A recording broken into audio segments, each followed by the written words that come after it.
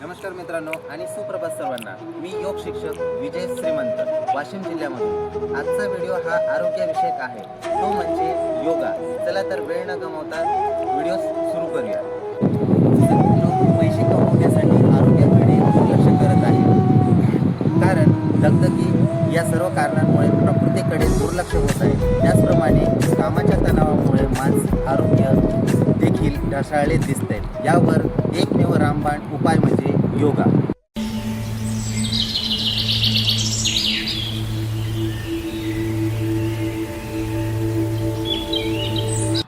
बऱ्याच जणांना प्रश्न पडतो की योग काय आहे आणि तो कसा करावा, योग का करावा.